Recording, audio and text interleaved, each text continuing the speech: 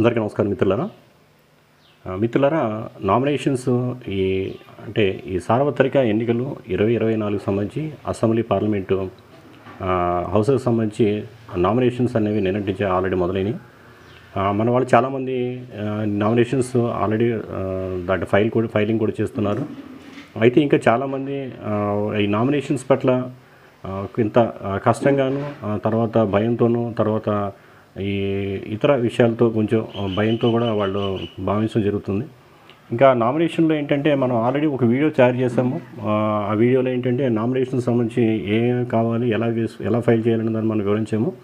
అయితే ఇప్పుడు ఈ ఏదైతే మామూలుగా ఈ ఫీల్డ్లో అంటే నామినేషన్స్ దాఖలు చేసేటప్పుడు సాధారణంగా ఏంటంటే మరికొన్ని ఈ సందేహాలన్నీ ఉత్పత్తి అవుతూ ఉంటాయి. ఆ సందేహాలని ఎలాగా వాటిని ఓవర్కమ్ చేయాలి, చివరి మినిట్లో ఎదురయ్యే కష్ట నష్టాలు ఏంటన్న దాని మీద ఇప్పుడు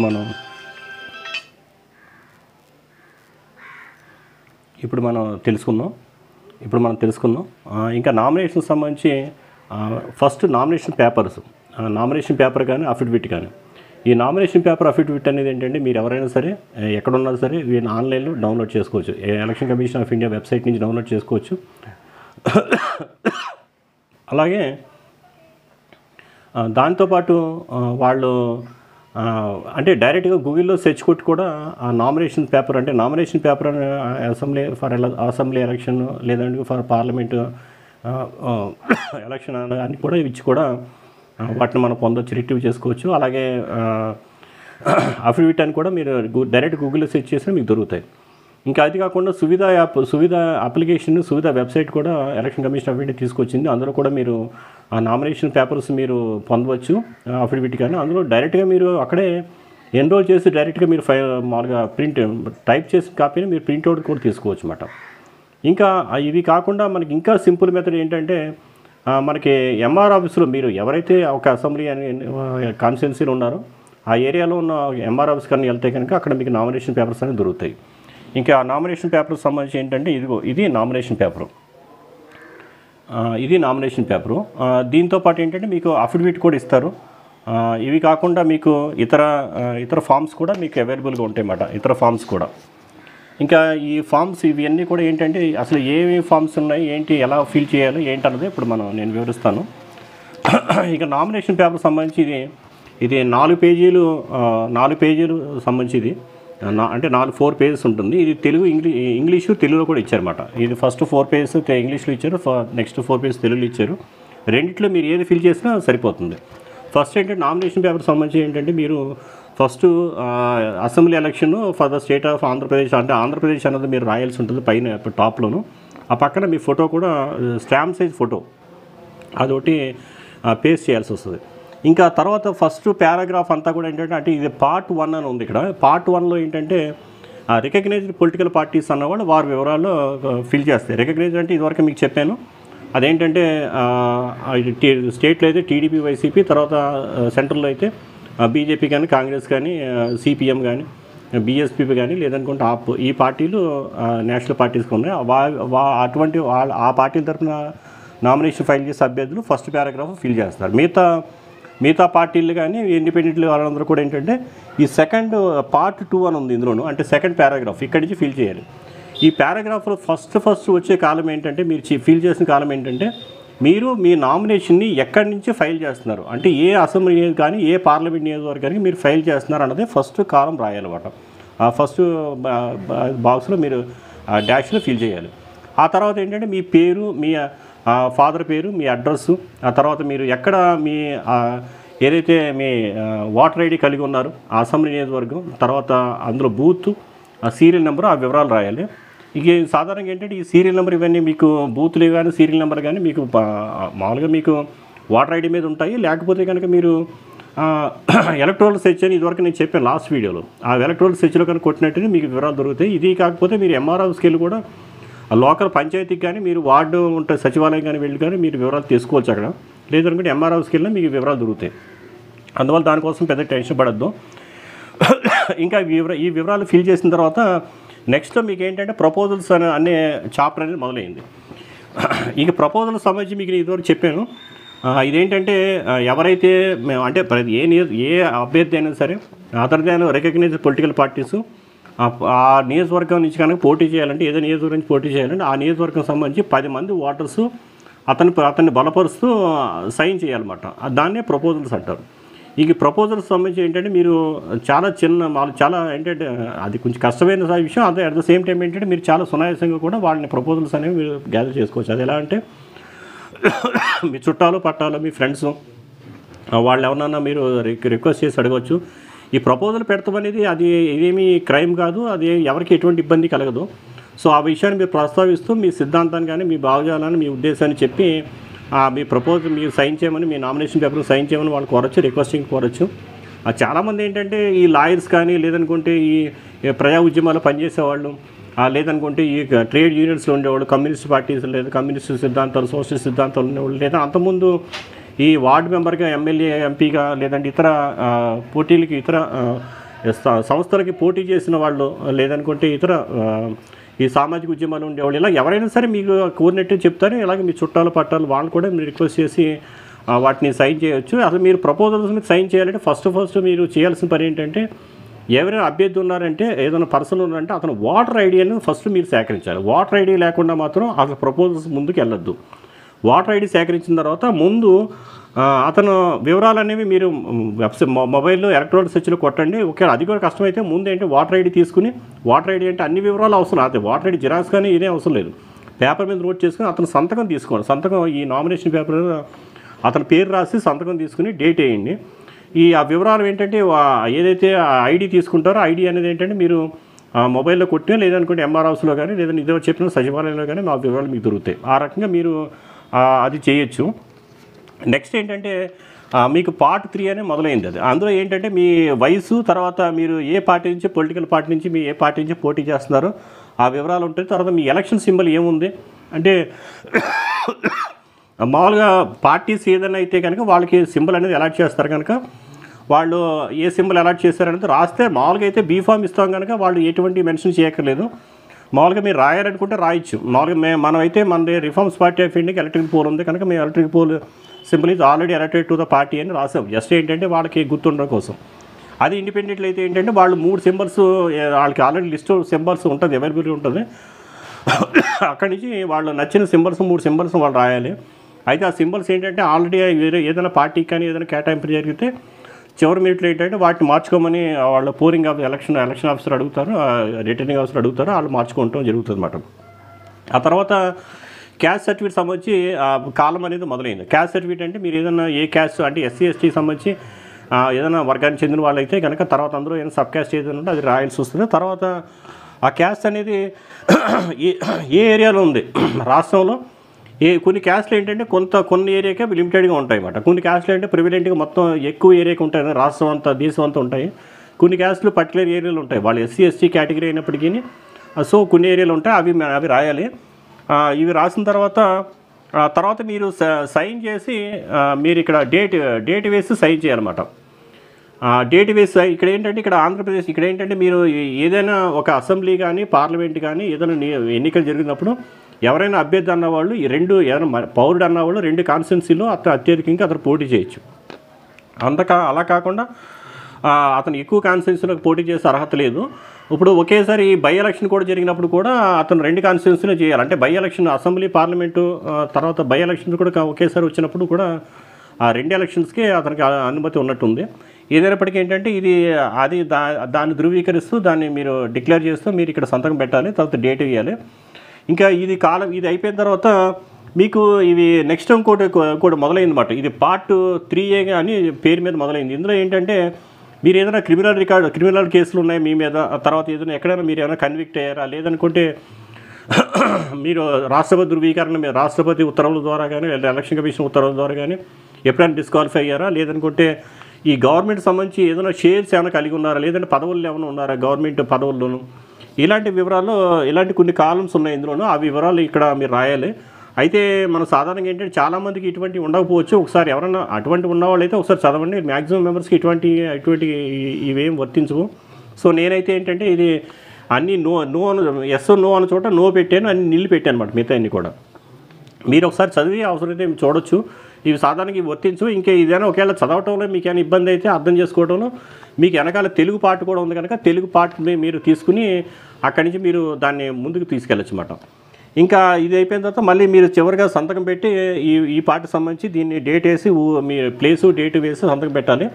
దీని తర్వాత వచ్చేదంతా కూడా ఏంటంటే ఈ రిటర్నింగ్ ఆఫీసర్ వర్క్ అన్నమాట. అంటే అతను మీ నామినేషన్ పేపర్ ఎప్పుడు రిసీవ్ చేసుకున్నారో, తర్వాత నామినేషన్ పేపర్ విషయంలో ఆయన జడ్జిమెంట్ ఏంటి, అంటే అది అప్రూవ్ చేయొచ్చా లేదా అని ఆయన 2 కాలమ్స్ ఉన్నాయనికి. ఆ తర్వాత మనకి ఒక రిసిప్ట్ అంటే ఎప్పుడు ఈ స్క్రూటినీ జరుగుతుంది, తర్వాత నామినేషన్ అనే విషయం మీద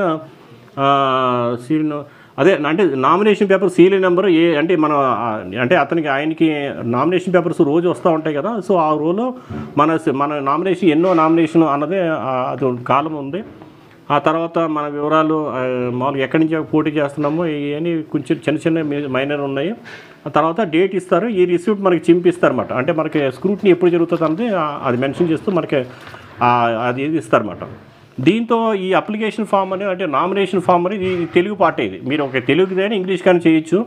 ఇంగ్లీష్ రాసినప్పుడు ఇక తెలుగు అవసరం లేదు. సో దాంతో ఈ నామినేషన్ పేపర్ అనేది కంప్లీట్ అయిపోయినట్టే మీకు. సో ఇందులో ముఖ్యంగా ఏమున్నాయంటే మీకు మీరు ఫామ్ ఏ, ఫామ్ బి, లేదంటే మీరు క్యాస్ట్ సర్టిఫికేట్, ప్రపోజల్స్, ఆ తర్వాత ఏంటంటే మీరు ఏ నియోజకవర్గం నుంచి పోటీ చేయాలనుకుంటున్నారో, ఏ నియోజకవర్గం నుంచి మీరు మీ ఓటర్ ఐడి కలిగి ఉన్నారు, ఇవే ప్రముఖంగా ఉన్నాయన్నమాట. ఆ తర్వాత మీ క్రిమినల్ రికార్డ్స్ ఇవన్నీ ఉన్నాయి, కానీ అవన్నీ చాలా పెద్ద అంశాలు. అవి సాధారణంగా మనలాంటి వాళ్ళకి వర్తించవు. అయినా ఒకసారి చూసి మీరు చదివి మీరు వాటి ఏమైనా మీకు ఏమైనా అప్లికబుల్ అయితే చూడండి. సాధారణంగా ఏంటంటే ఇవన్నీ మీకు అర్థమైతే, ఏదైనా కొన్ని అర్థం కాని విషయాలు ఉంటే కనుక మీకు ఎంఆర్ ఆఫీసులో కూడా వాళ్ళు ఎవరైతే ఉంటారో ఆర్ఓ ఆఫీసులో వాళ్ళు మీకు సపోర్ట్గా ఉంటారు, వాళ్ళు మీకు ఎక్స్ప్లెయిన్ చేస్తారు. లేనట్టయితే మీరు నిల్లు నో అని ఏది పెట్టినా పర్వాలేదు. అంటే మనకు తెలియని విషయాలు అంశాలకు సంబంధించి మనం నో చెప్పడంలో తెలియదు అని చెప్పడంలో, లేదు నాట్ అప్లికబుల్ అంటే తెలియదు, నాట్ అప్లికబుల్ అంటే వర్తించదు, లేదంటే నిల్లు లేదు అని అటువంటి రాయొచ్చు. ఏదైనా ఏ కాలము వదలద్దు, అన్ని కాలమ్స్ ఫిల్ చేయండి. ఆ తర్వాత ఏంటంటే ఈ 4 పేజెస్ చాలా సింపుల్గా ఉంటుంది. మీకు ఒక పావు గంట 20 నిమిషాలు అంటే లేదో ఒక హాఫ్ అన్ అవర్ చదివినా మీకు ఏం ఇబ్బంది ఏమీ లేదు. హాఫ్ అన్ అవర్లో మీకు కంప్లీట్ అయిపోతుంది. దీని తర్వాత నెక్స్ట్ ఏంటంటే ఈ అఫిడవిట్. ఇంకా అఫిడవిట్ ఇప్పుడు ఇందులో చూసుకున్నట్టు నామినేషన్ పేపర్లో మీకు ఏమీ లేదు. ఇందులోనూ మీరు ఒక 2 సంతకాలు అంతవరకే ఉంది, మీకు ఏమీ లేదు. మిగతా అంతా రిటర్నింగ్ ఆఫీసర్ ఒక జస్ట్ మీకు ఫోటో మాత్రమే ఇందులో అంటే సరిపోతుంది. అయితే అఫిడవిట్లో ఏంటంటే మీరు ఈ అఫిడవిట్ అని అంటే మీ ప్రమాణ పత్రంగా చెప్తారు అఫిడవిట్ అంటే. సో దీంట్లో ఏంటంటే ఏదైతే వివరాలు రాస్తారో సాధ్యమైనంత వరకు మీరు అవన్నీ బేరేజ్ వేసి మీరు ఇవన్నీ రైట్ అని కన్ఫర్మ్ చేసుకున్నతో రాయాల్సి ఉంటుంది. ఇది కొంచెం జాగ్రత్తగా చదివి నీట్గా రాయాలి ఇవన్నీ. ఇంకా అఫిడవిట్ని కూడా ఏంటంటే మనం సాధారణంగా ఏంటంటే చాలామంది ఏంటంటే తిరిగి దీన్ని టైప్ చేయించి 100 పేపర్స్ లేదంటే 10 రూపీస్ పేపర్స్ మన పోస్ట్ స్టాంప్ పేపర్స్ తీసుకుని దాన్ని బట్టి టైప్ చేయించి ఇది చేస్తూ ఉంటారు. అయితే దీన్ని సింపుల్గా ఏంటంటే ఇప్పుడు దీని మీద ఫోటో అంటించేసేసి రైట్ సైడ్లో ఏదైతే స్టాంప్ ఉంటుందో 10 రూపీస్ కానీ ఏదైతే సబ్ రిజిస్టర్ స్టాంప్ ఉంటుందో 10 రూపీస్ 20 రూపీస్ 100 రూపీస్ ఏదైనా మీరు ఆ స్టాంప్ ఇక్కడ సబ్ రిజిస్టర్ ఆఫీస్కి వెళ్తే వాళ్ళు అంటిస్తారు. అంటించేసుకుని మీరు దీన్ని అఫిడవిట్ కింద ఒక స్టాంప్ పేపర్ కింద మీరు దీన్ని భావిస్తూ మీరు దీన్ని ఫైల్ చేయొచ్చు, ఇబ్బంది ఏమీ లేదు. ఇంక ఇందులో ఏంటంటే ఫస్ట్ తర్వాత ఇందులో ఏంటంటే మీకు సేమ్ అగైన్ మీరు లేసినట్టు మామూలుగా ఏ అసెంబ్లీ నుంచి పోటీ చేస్తున్నారు, ఫస్ట్ ఏంటంటే మీరు ఎక్కడి నుంచి దేనికి చెంది ఉన్నారు, ఏ స్టేట్కి చెంది ఉన్నారో, లేదంటే ఏ అసెంబ్లీకి పోటీ చేస్తున్నారో, పార్లమెంట్ పోటీ చేస్తున్నారో అది మెన్షన్ చేయాలి, హౌస్ మెన్షన్ చేయాలి. తర్వాత ఏ అసెంబ్లీ నుంచి పోటీ చేస్తున్నారు అనేది అక్కడి నుంచి మొదలవుతుంది. అక్కడ మెన్షన్ చేసిన తర్వాత అప్పుడు మీరు మీ పేరు, మీ ఫాదర్ పేరు, మీ వయసు అవన్నీ మెన్షన్ చేస్తూ మీరు ఓటర్ ఐడి ఎక్కడ కలిగి ఉన్నారని మెన్షన్ చేస్తూ మీ ఫోన్ నెంబరు, మీ మెయిల్ ఐడి, తర్వాత మీ సోషల్ మీడియా అకౌంట్స్ ఈ వివరాలు ఇక్కడ ఇందులో ఇవ్వాల్సి ఉంటుంది అన్నమాట. ఈ వివరాలు అయిపోయిన తర్వాత మీకు నెక్స్ట్ పేజ్లో ఏమున్నాయంటే మీకు ఈ పాన్ కార్డు, మీకు ఏదైనా పాన్ కార్డు కానీ ఐటీ కానీ మీ పాన్ కార్డు వివరాలు అంటే మీరు కానీ మీ ఫ్యామిలీ మెంబర్స్ కానీ అందరూ అంటే మీరు మీ వైఫ్ వాళ్ళ పాన్ కార్డు, మీ పిల్లలు వాళ్ళ పాన్ కార్డు వివరాలు, పాన్ నెంబర్, పాన్ కార్డు ఐడీలన్నీ ఇవ్వాల్సి వస్తుంది. తర్వాత మీరు ఎప్పుడన్నా ఇన్కమ్ ట్యాక్స్ ఫైల్ చేసి ఉంటే గత సంవత్సరాల్లో ఫైల్ చేసిన సంవత్సరం మెన్షన్ చేస్తూ తర్వాత ఎంత మీరు ఇన్కమ్ ట్యాక్స్ ఫైల్ చేశారో ఆ వివరాలు ఇందులో మెన్షన్ చేయాల్సి వస్తుంది అన్నమాట. ఈ తర్వాత ఇవి అయిపోయిన తర్వాత ఇక్కడ ఏంటంటే ఈ క్రిమినల్ కేసుకు సంబంధించి మళ్ళీ ఇక్కడ ఒకటి ఆప్షన్ పెట్టారు. ఇది ఇంతకుముందు ఎప్పుడైనా మీరు క్రిమినల్ కేసులు ఏమైనా ఉన్నాయా, అవి ఏంటి, దాని వివరాలు ఏంటి డీటెయిల్గా ఇక్కడ రాస్తున్నాయన్నమాట. సో మీకు ఏదైనా కేసులు ఉంటే కనుక ఆ వివరాలు రాయాలి మీరు. లేదనుకుంటే ఈ కాలమ్స్ని అన్ని నీళ్ళు పెట్టుకోవటమే.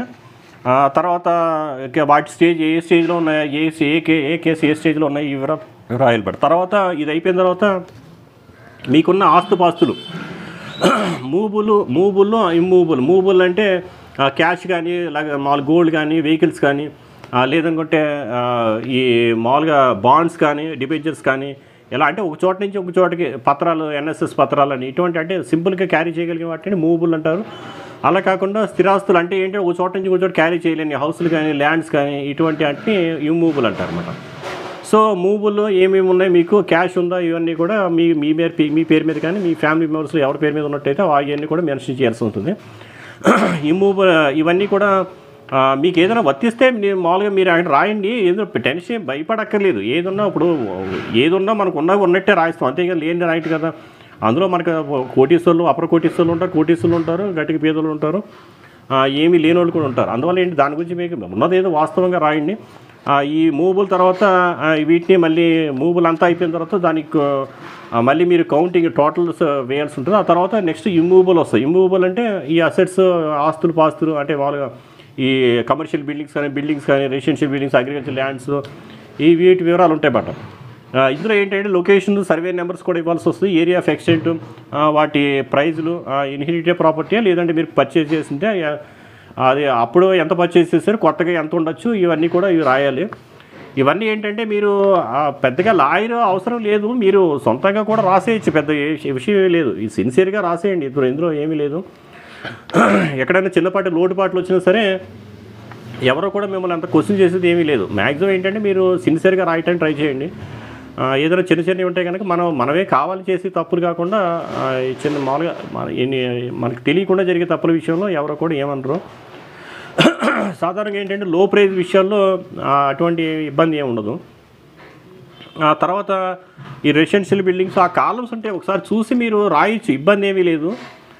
ఒకవేళ ఏదైనా తర్వాత ఏంటంటే మీరు ఎవరికైనా అప్పులు ఇచ్చున్నారా, లేదంటే మీ ఆస్తిపాస్తులు అన్నీ రాసిన తర్వాత మీరు ఎవరి దగ్గర ఎక్కడైనా లోన్స్ తీసుకున్నా సరే, ఆ తర్వాత మీ అప్పులు, ఇన్సూరెన్స్ మామూలుగా ఏదైనా కట్టాల్సినవి కానీ, అటువంటి జ్యూస్, లేదంటే గవర్నమెంట్కి ఏదైనా మీరు పెండింగ్ పడిన వివరాలు అంటే లాంగ్లో అంటే మామూలుగా ఈ ఇయర్లో మనం ఏదో హౌస్ ట్యాక్స్ కట్టలేదు ఇలాంటివి కాదు, అంతకుముందు బాగా మామూలుగా ఏదైనా ఉంటే కనుక అటువంటివన్నీ మెన్షన్ చేస్తూ రాయాలి. ఇవి అయిపోయిన తర్వాత మన ప్రొవిజన్ ఏంటి, మనం అసలు ఏం చదువుకున్నాం, మన ప్రొవిజన్ ఏంటి, మనకి సోర్స్ ఆఫ్ ఇన్కమ్ అంటే మనకి ఆదాయ వనరులు ఏంటి, అంటే మన ఉద్యోగం కానీ, లోన్స్ కానీ, మామూలుగా రెంటల్స్ కానీ, లేదనుకుంటే అగ్రికల్చర్ ఇన్కమ్ కానీ, లేదంటే ఫ్యాక్టరీస్ ఉన్నాయా, షేర్స్ ఉన్నాయా, వాటి నుంచి అసలు మన సోర్స్ ఆఫ్ ఇన్కమ్ ఏంటి, అలాగే మన మన డిపెండెంట్స్ అంటే మన పిల్లల ద్వారా ఏదైనా ఇన్కమ్ వస్తుందా, ఈ వివరాలు రాయాలి. తర్వాత మన కాంట్రాక్ట్స్ ఏమైనా ఉన్నాయో మనకి ఇతర కంపెనీస్తో కానీ వాటితో కానీ మనం ఏమైనా కాంట్రాక్ట్స్ ఉన్నాయా ఆ వివరాలు, అంటే మామూలుగా అవన్నీ ఏంటంటే ఇప్పుడు మనకి ఇన్కమ్ రాకపోయినా కాంట్రాక్ట్స్ ఏంటంటే ఫ్యూచర్లో వస్తాయి కనుక ఆ వివరాలు ఇక్కడ రాయడిగారు. ఆ తర్వాత మన ఎడ్యుకేషన్ క్వాలిఫికేషన్ అంటే మనం ఏం చదువుకున్నాం, 10th, ఇంటర్, డిగ్రీయా, పీజీ, పిహెచ్డీయా ఏదో ఒకటి రాయాల్సి ఉంటుంది. దాని తర్వాత చదువుకున్న university next year of passing కూడా రాయాలన్నమాట. అది సాధారణంగా ఏంటంటే అది 10th రాస్తారు, చదువు రాస్తారు కానీ యూనివర్సిటీని ఆ తర్వాత ఇయర్ ఆఫ్ పాసింగ్ రాయరు, అది కూడా మెన్షన్ చేయాలి. దీని తర్వాత ఈ వివరాల తర్వాత ఇవి ఏదైతే ఇప్పుడు దాకా మనం ఈ 7-8 పేజీల్లో మనం ఏదైతే రాసామో ఆ వివరాలన్నీ ఏంటంటే ఒక ప్రిసైజ్గా ఒక 2 పేజీల దాంట్లో దాన్ని అబ్స్ట్రాక్ట్ అంటారనమాట. అంటే మనం ఇంతకుముందు రాసిన వివరాలన్నింటినీ ఒక 2 పేజెస్లో ముఖ్యమైన పాయింట్లు మాత్రమే ఇందులో రాస్తారు. ఈ స్టార్టింగ్ నుంచి మన పేరు, మన అక్కడి నుంచి మొదలవుతుంది ఇది. తర్వాత మన పాన్ కార్డు కానీ, మన మూవబుల్ ప్రాపర్టీసు, మనకి తర్వాత లీబిలిటీస్, ఇవన్నీ కూడా తర్వాత క్రిమినల్ కేసులు ఏమన్నాయో, సో ఈ వివరాలు అన్నీ రాస్తామన్నమాట. చివరికి మన ఎడ్యుకేషన్ క్వాలిఫికేషన్తో ఇది కంప్లీట్ అవుతుందన్నమాట. ఇది కూడా మీరు సింపుల్గా ఉంటుంది, దీని గురించి కూడా టెన్షన్ పడద్దు. ఇది అయిపోయిన తర్వాత చివరిలో ఏంటంటే మీరు ఈ డిపోనెంట్ అని ఆ కాలం దగ్గర మీరు సంతకం పెట్టి అంటే ఏ ఏ ఊరిలో మీరు అంటే ఎక్కడ మీరు ఏ ఊరిలో సంతకం పెట్టారు అంటే సపోజ్ ఇప్పుడు నేను ఏలూరు వాస్తవ్యండి, నేను ఏలూరు పెట్టాను, లేదంటే మీరు ఇంకోటి ఎక్కడన్నా ఎక్కడ నోటరీ చేస్తున్నారో ఆ ఏరియా మీరు రాస్తూ పెట్టచ్చు. ఆ తర్వాత ఆ ఊరు డేటు ఏ రోజు సంతకం పెట్టారు, తర్వాత ఏ మంత్లో పెట్టారు, ఏ ఇయర్ పెట్టారు. ఇప్పుడు ఈరోజు నేనైతే ఈరోజు నేను ఏలూరులో ఈ కాపీని ఫిల్ చేయడం సంతకం పెట్టడం జరిగింది. అంటే ఇక్కడే ఈరోజు నోటరీ చేయడం జరిగింది. సో ఈరోజు మామూలుగా నేను ఏలూరు 20th April 2024 అని రాశానమాట. ఇది అయిపోయిన తర్వాత నోటరీ అని మామూలుగా ఈ అడ్వకేట్తో మనం స్టాంప్ పేపర్ ఉంటుంది, ఆయన జ్యుడిషియల్ స్టాంప్ అంటారు దాన్ని. 1 రూపీ స్టాంప్ పేపర్ వేసి ఆయన రౌండ్ సీల్ వేసి సంతకం పెడతారు. ఇంక ఈ అఫిడవిట్లో ఏంటంటే ముఖ్యమైన ఇంపార్టెంట్ ప్రశ్న ఏంటంటే ప్రతి పేజీ కింద భాగంలో రైట్ సైడ్లో మన సంతకం ఉండాలి. రైట్ సైడ్లో మన సంతకం ఉండాలన్నమాట. ఇక్కడ రైట్ సైడ్లో. లెఫ్ట్ సైడ్లో లాయర్ అనేవారు ఇక్కడ ఆయన ఈ అడ్రస్ స్టాంప్ అనేది వేసి ఆయన సంతకం పెడతారు. ఇది ప్రతి పేజీకి కూడా ప్రతి పేజీ కింద అంటే 2 సైడ్స్ కూడా ఈ ఫ్రంట్ సైడ్ అని కాకుండా బ్యాక్ సైడ్ కూడా సేమ్ ఇదే ఫార్ములా ఫాలో అవ్వాలన్నమాట. రైట్ సైడ్లో మన సంతకం పెట్టాలి, లెఫ్ట్ సైడ్లో లాయరు నోటరీ చేసే ఏదైతే నోటరీ లాయర్ ఉంటారో ఆయన స్టాంప్ వేసి అంటే ఆయన అడ్రస్ స్టాంప్ వేసి సంతకం పెడతారన్నమాట. అలా ప్రతి పేజీలో కూడా చేయాలి. అఫిడవిట్ అంతా ఇది మామూలుగా ఇది కామన్ ప్రొసీజర్ అన్నమాట. దీని తర్వాత ఇంకా అఫిడవిట్లో ఏంటంటే మీకు తెలిసిన రాయగలిగేది రాయండి.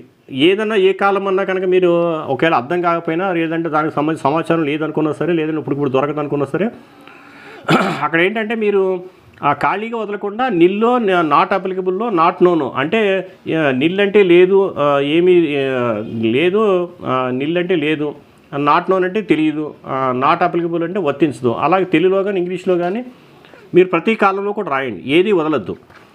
ఇక్కడ ఏంటంటే ఇవి తర్వాత ఇంకో మేజర్ అకౌంట్ అందరూ ప్రస్తావన అకౌంట్ ఏంటంటే అసలు మాకు ఆల్రెడీ బ్యాంక్ అకౌంట్లు ఉన్నాయి కదా, బ్యాంక్ అకౌంట్లు ఓపెన్ చేయాలా లేదని అదొక పెద్ద ప్రశ్న వేస్తున్నారు.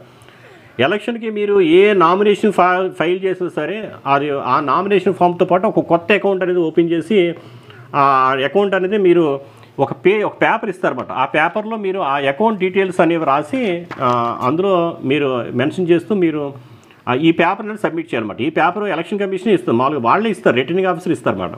అందులో మీ వివరాలు రాయాలి. ఇది చూడండి, ఈరోజు నేను ఈ బ్యాంక్ అకౌంట్ నాకు ఆల్రెడీ బ్యాంక్ అకౌంట్లు ఉన్నాయి. ఈరోజు అయినప్పటికీ కొత్త బ్యాంక్ అకౌంట్ ఓపెన్ చేశాను. ఈరోజు ఓపెన్ చేశాను అనమాట. అది అందువల్ల ఈ బ్యాంక్ అకౌంట్ ఓపెన్ చేయాలా లేదా ఇవన్నీ ఎటువంటి ప్రశ్న ఎటువంటి డౌట్స్ పెట్టుకోవద్దు. ఏదైనా మీరు ఒక ఫోటో స్టూడియోకి వెళ్తే మీరు ఒక 50 రూపాయలు 100 రూపాయలు ఇస్తే ½ అన్ అవర్లో మీకు మిమ్మల్ని ఫోటో తీసి ఫొటోస్ ప్రింట్ చేసి ఇచ్చేస్తారు. ఇక ½ అన్ అవర్ పడుతుంది ఫొటోస్ ఇవ్వడానికి. తర్వాత ఏదైనా బ్యాంక్ వెళ్ళి మీరు రెండు పాస్పోర్ట్ ఫోటోలు సైజు ఫోటోలు, ఆ తర్వాత ఒక పాన్ కార్డు, ఒక ఆధార్ కార్డు ఇచ్చేస్తే కనుక మీకు అరగంటలో బ్యాంక్ అకౌంట్ ఓపెన్ అవుతుంది. అందువల్ల ఏంటంటే దాన్ని మీరు కన్ఫ్యూజ్ అవ్వద్దు, ఎలక్షన్ కమిషన్ కూడా కన్ఫ్యూజ్ చేయొద్దు, రిటర్నింగ్ ఆఫీస్ని కన్ఫ్యూజ్ చేయొద్దు. వాళ్ళు ఏదైతే రూల్స్ ఉన్నాయో అది మ్యాక్సిమం మనం ఫాలో అవడానికి ట్రై చేయండి. చిన్న విషయాలకి ఇది పెట్టాలా లేదని కదా. అసలు మీరు ఎన్ని నామినేషన్ ఫైల్ చేస్తే ప్రతి నామినేషన్ ఎప్పుడు ఫైల్ చేసినా సరే ఎమ్మెల్యే కానీ ఎంపీ కానీ నామినేషన్ అంటూ ఫైల్ చేస్తున్నామంటే మనం కొత్త అకౌంట్ ఓపెన్ చేయాలి. అదేవిధంగా ఇప్పుడు సపోజ్ మనం రెండు నియోజకవర్గాల నుంచి పోటీ చేస్తున్నాం అనుకోండి, అప్పుడు 2 అకౌంట్లు ఓపెన్ చేయాలి. అప్పుడు 2 అసెంబ్లీల నుంచి 2 పార్లమెంట్ చేస్తున్నాం అనుకోండి, 4 కొత్త అకౌంట్లు అనేది ఓపెన్ చేయాలి. మీకు బ్యాంక్ వెళ్ళి వాళ్ళకి కనుక చెప్తే కనుక నేను ఎలక్షన్కి పోటీ చేస్తున్నాను, నాకు కొత్త అకౌంట్ కావాలంటే మీకు ఎన్ని అకౌంట్లు కావాలో అన్ని అకౌంట్లు వాళ్ళు ఓపెన్ చేస్తారు. ఒకవేళ ఒక బ్యాంక్ కనుక ఓపెన్ చేయలేదు మా దగ్గర క్లియర్ ఇన్స్ట్రక్షన్స్ లేవు, అది లేదు ఇది లేదు అనుకోండి, వేరే బ్యాంక్ వెళ్ళండి. లేదనుకుంటే మీ ఆర్ఓకి చెప్పినా ఆయన మీకు వాళ్ళతో మాట్లాడి చెప్తారు. ఇది పెద్ద విషయమేం కాదు. సో బ్యాంక్ అకౌంట్ మీరు చేయటం, తర్వాత మిగతా ఫామ్స్ ఉన్నాయి. ఇవి కాకుండా మీకు మామూలుగా ఇతర ఫామ్స్ కూడా ఉంటాయి. అంటే మీ పేరు బ్యాలెట్ పేపర్ మీద ఎలా ఉండాలి, లేదంటే ఇతర ఫైల్స్ మీద పేపర్ మీద ఎలా ఉండాలని వివరాలు ఉంటాయి. మీ పేరు ఎలా ఉండాలని ఒక ఫామ్ ఉంటుంది. అంటే ప్రతి దానికి ఒక ఫామ్ అనేది వాడు ఎలక్షన్ కమిషన్ రెడీ చేసి పెడుతుంది. ఆ ఫామ్ మీరు ఫిల్ చేసి సబ్మిట్ చేయటమే. ఇవి కూడా ఉండి ఇవన్నీ చాలా సింపుల్. మీరు నామినేషన్ పేపరు అఫిడవిట్ వరకు మీరు చూసుకుంటే మిగతా అన్నీ కూడా ఇవి సింపుల్గానే ఉంటాయి. వీటి గురించి టెన్షన్ ఏమి లేదు. ఎలక్షన్ ఏజెంట్ నియామకం అని, తర్వాత ఏంటంటే మీ ప్రమాణం ఓత్ తీసుకుంటారు కదా, ఆ ఓటు సంబంధించి పేపర్ అని, ఇలా కొన్ని పేపర్స్ ఇస్తారు. వీటి గురించి పెద్ద టెన్షన్ పడక్కర్లేదు. మీరు డైరెక్ట్గా ఆ 2 పేపర్లు నామినేషన్ పేపరు అఫిడవిట్ ఫిల్ చేసుకుని మీరు ప్రపోజల్స్ అవి కంప్లీట్ చేసుకుని వెళ్తే ఇవన్నీ కూడా అక్కడే మీరు ఫిల్ చేసుకోవచ్చు. దీని గురించి పెద్దగా టెన్షన్ లేదు. ఇంకా మీకు చెప్పాను కదా, నెక్స్ట్ ఎలక్టోరల్ సర్టిఫికేట్. మీరు ఏదైనా ఒక నియోజకవర్గం నుంచి మీరు ఓటర్ ఐడి కలిగి ఉన్నారు, ఆ నియోజకవర్గం నుంచి మీరు పోటీ చేసినప్పుడు ఎటువంటి సర్టిఫికేట్ అవసరం లేదు. అలా కాకుండా మీరు పక్క నియోజకవర్గం నుంచి పోటీ చేసినట్టయితే ఈ ఎలక్టోరల్ సర్టిఫికేట్ అనేది తీసుకోవాల్సి ఉంటుంది. ఇప్పుడు నేనే ఉన్నాను అనుకోండి, నేను ఏలూరు నియోజకవర్గం నుంచి నేను ఓటర్ ఐడి కలిగి ఉన్నాను, నేను ఏలూరులో ఎమ్మెల్యేగా అభ్యర్థిగా పోటీ చేద్దామని ఆల్రెడీ అనుకున్నాను. సో ఇది ఎందుకు తీసుకున్నానంటే గుంటూరు ఎంపీగా చేద్దాం అన్నట్టుగా ఒక ఐడియా ఉంది నాకు. సో దానికి సంబంధించి ముందస్తుగా నేను అప్లై చేశాను అనమాట. అప్లై చేసి తీసుకున్నాను. ఇది మీరు పొద్దున అప్లై చేస్తే సాయంత్రానికి వస్తుంది, లేదనుకుంటే మీరు ఈరోజు అప్లై చేస్తే రేపన్నా అది ఇష్యూ చేయడం అనేది జరుగుతుంది. ఇదేంటంటే పెద్దగా మీరు టెన్షన్ అవసరం లేదు. వైట్ పేపర్ మీద మీరు రాసేసి ఇలాగా వివరం నాకు కోరుతూ మీరు రాసిస్తే సరిపోతుంది. ఇది దీని గురించి పెద్ద టెన్షన్ లేదు. ఇంకా ఈ ఫామ్ బి అన్నాను కదా, ఇదేంటంటే ఇది దేనికంటే మీకు ఒక పార్టీ నుంచి పోటీ చేస్తున్నప్పుడు, అంటే పార్టీ అనేది ఎందుకు కోరుకుంటాం, ఆల్రెడీ వాళ్ళకి ఏంటంటే యంత్రాంగం కానీ లేదంటే ఒక ప్రచారం కానీ ఉంటుంది, దానికి ఒక సిద్ధాంతం ఉంటుంది.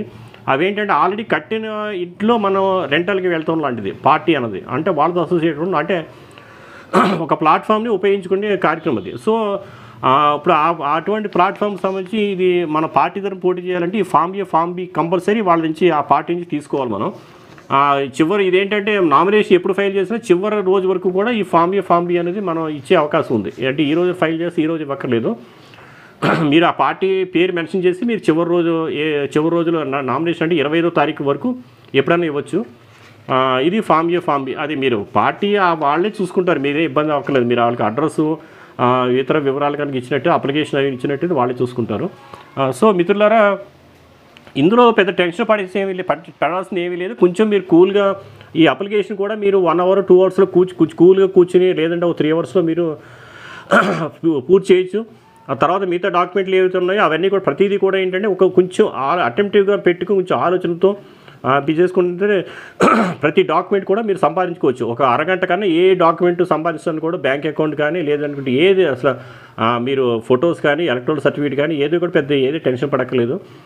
ఏంటంటే మీరు కొంచెం అటెంప్టివ్గా మరీ ఏంటంటే నేను రేపు చేస్తాను ఎల్లుండి చేస్తానని అలా పోస్ట్ పోన్ చేయకుండా ముందు ఈ పని అర్జెంట్గా అందరూ కూడా ఏంటంటే ఫీల్డ్లోకి దిగి ఈ పని ముందు చేసుకుంటే మీకు 1 day హాఫ్ డేలో 1 dayలో కూడా అయిపోవచ్చు. లేదనుకుంటే 2 daysలో మీరు మొత్తం కార్యక్రమం చేసుకోవచ్చు. సో ముందు ఏంటంటే ఆ డబ్బులు అవి తీసుకెళ్ళి ముందు ఫైల్ చేయండి. ఇంకేంటంటే ఈ రిమార్క్స్ వాటి విషయంలో మీరు ఎటువంటి భయపడద్దు. ఎటువంటి కాలం ఇప్పుడు ఏ విషయంలో కూడా సాధారణంగా ఆర్ఓలు అన్నవి ఏ విషయంలో కూడా వాళ్ళు మిమ్మల్ని రిజెక్ట్ చేసే ఆలోచన ఉండదు వాళ్ళకి. అయితే మాకు కొన్ని విషయాలు ఏంటంటే ఫస్ట్ మీరు నామినేషన్ ఫామ్ మీరు ఫస్ట్ టైం సబ్మిట్ చేస్తారు కదా ఆర్ఓకి. ఈ సబ్మిట్ చేసినప్పుడు మీకు ఆయన కొన్ని రిమార్క్స్ పెడతారు. ఏదైనా రిమార్క్స్ ఉంటే రిమార్క్స్ పెడతారు. కొన్ని డాక్యుమెంట్స్ మిస్ అయినా లేదనుకుంటే ఏదైనా కాలం ఫిల్ చేయకపోయినా రిమార్క్స్ పెడతారు. అవి కనుక మీరు రెక్టిఫై చేసుకోకపోతే అంటే అవి కూడా ఏంటంటే మీరు వాళ్ళతో రెగ్యులర్ కాంటాక్ట్లో ఉంటే మీకు అక్కడ స్టాఫ్ ఉంటారు, వాళ్ళు మీకు హెల్ప్ చేసి పెడతారు ఆ రిమార్క్స్ రెక్టిఫై చేయడంలో కానీ ఆ డాక్యుమెంట్ సంపాదించడంలో కానీ. వాళ్ళతో ట్రావెల్ అయితే ఎటువంటి ఇబ్బంది లేదు మీకు. అది కూడా పని ఈజీగా అవుతుంది మీకు.